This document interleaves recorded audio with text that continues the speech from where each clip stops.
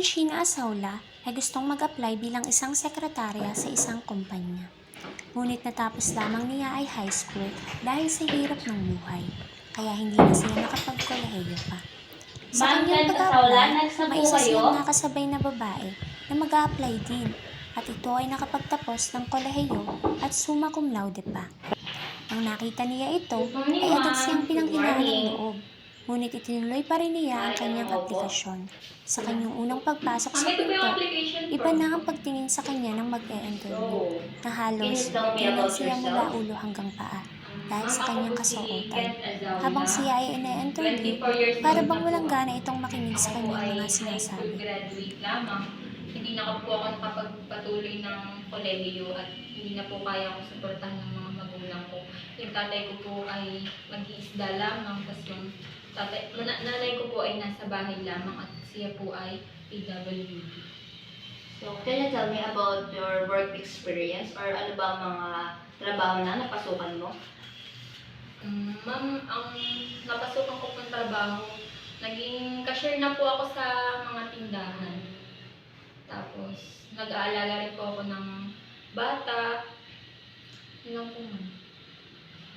Sige. Tawagan na lang kita pag na ayos ko na itong iyong application form. Maraming salamat. Maaari ka na. Salamat po.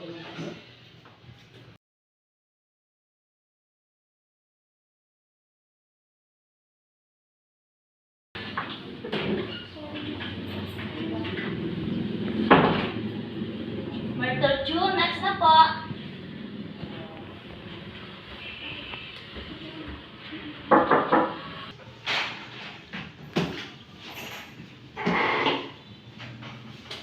Good morning, ma'am. Good morning. Maaari ka nang maupo. Thank you. Here's my application form. So, can you tell me about yourself? I am Myrtle Chu, and I am graduate in PUP with flying colors. And my father is working in Japan as a engineer, and my mother is a principal in PUP. And naka-experience na rin po ako magtrabaho sa office. Dito.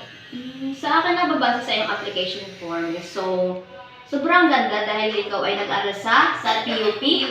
And ikaw ay summa cum laude mo. Ang galing mo naman. Tapos, naka-experience ka na din na magtrabaho sa office. So, see you tomorrow. Wow. So, you're hired. So, see you tomorrow. And congrats. Thank you, ma'am.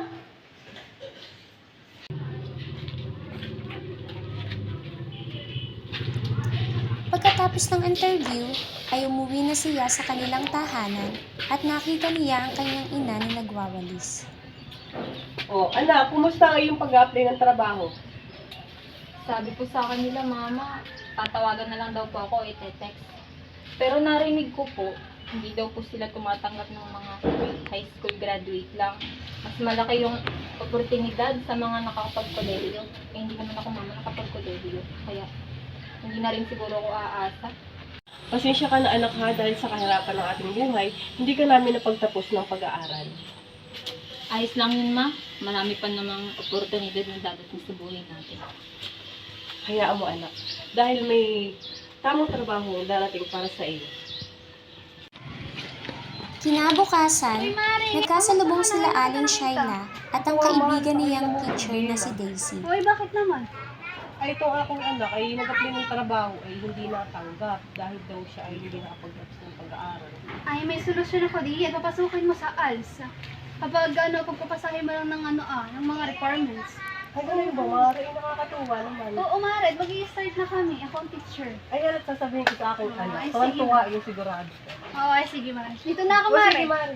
Pagkatapos nun, ay dali-daling umuwi si Shaila upang sabihin ang napag-usapan nila ni Daisy. Nakasalmo ko si Maring Daisy kanina sa daan.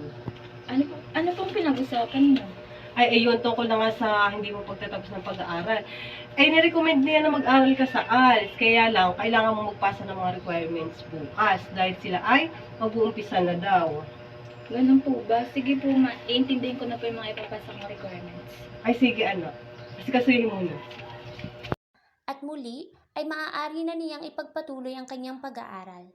Napakalaking saya ni Kent dahil sa wakas, mabibigyan na niya ng pansin ang kanyang edukasyon. Dahil dito, bukas na ang mga pinto para sa kanya upang mag-apply sa iba't ibang kumpanya, sapagkat makakapagtapos na siya ng kanyang pag-aaral. At dito nagtatapos ang kwento ni Kent Siena Azaula.